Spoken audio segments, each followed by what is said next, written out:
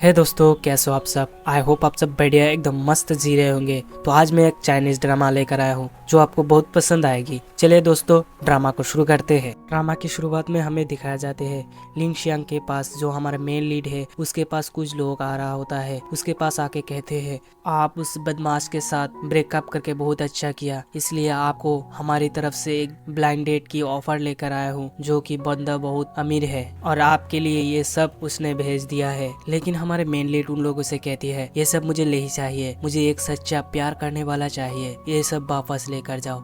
इतना कह के लिंग शियान वहाँ से चला जाते हैं। उसके बाद एंट्री होती है हमारे मेन हीरो मिस्टर लू की, जो कि बहुत ही अमीर है। मिस्टर लू देखते हैं दो लोग उसका पीछा कर रहा है, क्योंकि उसे आज ब्लाइंडेड के लिए जाना था और उन दोनों को उसकी दादी ने भेजा है उसे ब्लाइंडेड के लिए ले जाने के लिए जबरदस्ती।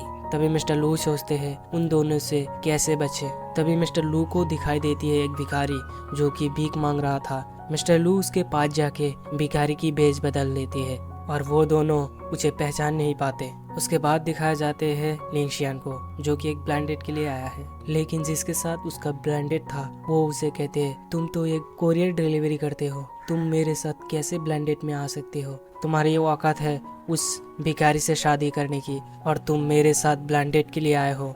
लेकिन वो लड़का जिस भिखारी की बात कर रहा था वो भिखारी मिस्टर लू था। उसके बाद लिंग शियान सोचते हैं, मैं तो एक नेक दिल वाली लड़की हूँ, मैं फकीर से ही शादी करूंगी। इतना सोच के वहाँ से चला जाते हैं और जाके मिस्टर लू यानी भिखारी को कहते हैं, तुम मेरे साथ शादी करने के लिए तैयार हो। मिस्टर लू उसे कहते हैं, मैं एक भिखारी हूँ, मेरे पास ना है घर, मेरे पास पैसा भी नहीं है, क्या तुम फिर भी मुझसे शादी करना चाहते हो। लेकिन लिंग शियांग उसे कहते हैं, मुझे कोई एतराज नहीं है। यह सुनकर मिस्टर लू शॉक्ड हो जाते हैं और मन में सोचते हैं, अभी तक जितनों के साथ मैंने ब्लाइंडेड किया सब ने मेरे पैसे देखकर, मेरे घर देखकर मेरे साथ ब्लाइंडेड किया, लेकिन ये तो मैं भिखारी हूँ फिर भी ये मुझे शादी करना चाहते हैं। मिस्टर लू भी हाँ कह देते हैं और मन में सोचते हैं, वैसे भी दादी ने मुझे फोर्स कर रहा है शादी करने के लिए। लिन शियान उसका हाथ पकड़कर बाहर निकल जा रहा होता है। तभी मिस्टर लू कहते हैं, एक सेल्फी ले लूं, और वो दोनों ब्लाइंडेड कार्ड अपने अपने हाथ लेकर एक सेल्फी लेते हैं और मिस्टर लू उसके दादी को भेज देते हैं वो सेल्फी।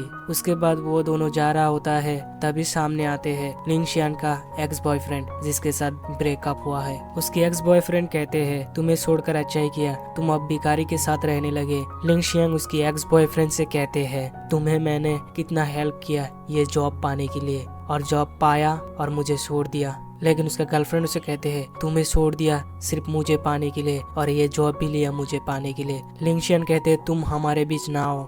उसके गर्लफ्रेंड उसे मारने वाला होता है। तभी मिस्टर लू भिखारी उसे रोक लेती है और कहते हैं, ये मेरी होने वाली पत्नी है, इसे तुम नहीं मार सकते मेरे सामने। फिर लिंग शियांग मिस्टर लू से कहते हैं, चलो यहाँ से चले जाते हैं। वो दोनों वहाँ से चले जाने वाला होता है, तभी वहाँ पर पीछे से कुछ तस्वीर फेंक देती है और कहती है, ये देखो तुम्हारी होने वाली पत्नी की असलियत, मेरे बॉयफ्रेंड को फंसाने के लिए क्या क्या किया है देखो। लेकिन मिस्टर लू उन तस्वीरों को आग लगा के जला देती है। लेकिन ली शियांग की एक्स बॉयफ्रेंड उसे कहते हैं, इसे ढूंढने में मुझे बहुत समय लगा, तुमने इसे जला दिया, तुम रुको। उसे मारने वाला होता है, तभी वो उसे लात मार के वहाँ पर फेंक देती है और उन दोनों में बहुत लड़ाई हो जाती है। उसकी गर्लफ्रेंड ली शियांग से कहती है, तुम्हें मैं बाद में देख लूंगी। इतना कह के वो दोनों वहाँ से चला जाते हैं। उसके बाद ली शियांग मिस्टर लू से अपने घर की चाबी देते हुए कहते हैं, शादी करने के बाद हम इसी घर में रहेंगे और आज रात मैं तुम्हें डिनर कराऊंगी जो कि हमारी शादी की पार्टी होगी। तभी मिस्टर लू मन में हंसते हुए सोचते हैं, इस शहर की सबसे अमीर आदमी एक कोरियर डिलीवरी के साथ पार्टी करेगी। उसके बाद ली शियान मिस्टर लू को अपने घर ले आते हैं। मिस्टर लू उसे पूछते हैं,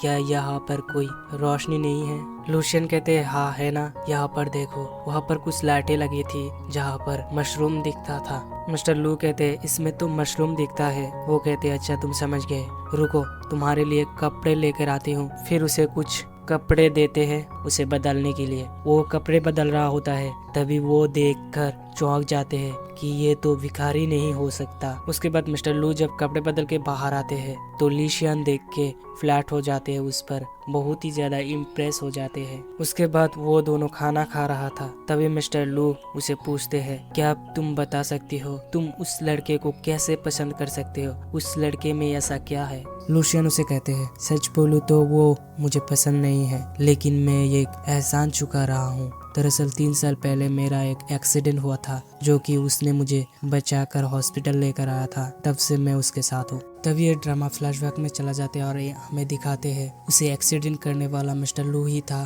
और उसे हॉस्पिटल ले जाने वाला मिस्टर लू ही था। उसे हॉस्पिटल ले जाने के बाद उसे कुछ काम आ गया था, इसलिए वो चला गया था उसे हॉस्पिटल छोड़कर। उसके बाद ड्रामा प्रेजेंट में आते हैं और मिस्टर लू सोचते हैं कि उसे बचाया मैंने और वो किसी और को समझ रहा था। कोई ना, अब तो मिल गया ना सच। उसके बाद वो दोनों देखते हैं घर में मशरूम उड़ रहा है, वो दोनों पकड़ने लगते हैं वो मशरूम। तभी वो दोनों मिलके वो मशरूम पकड़ रहा होता है। तभी मिस्टर लू के माथे पर बहुत ही बड़ा मशरूम दिखता है, वो जाके उसका माथा पकड़ लेते हैं और उसे मशरूम समझकर उसे किस कर देते हैं। उसके बाद ली शियान सुबह उठ के देखते हैं अपने आप को एक कमरे के अंदर पाते हैं और वो सोचते हैं कल रात क्या हुआ था। असल में वो दोनों एक साथ नाइट स्पेंड कर लिया था। उसके बाद दिखाया जाते हैं मिस्टर लू को जो अपने कर्मचारी से कह रहा होता है, मुझे इस शहर के बड़े होटल में पार्टी रखना है जिसमें मेरी पत्नी आएगी। उसके बाद ली शियांग देखते हैं एक सोने की अंगूठी के साथ एक लेटर लेकर मिस्टर लू वहाँ से चला गया और लेटर में कहा है कि तुम इस अंगूठी को पहनकर इस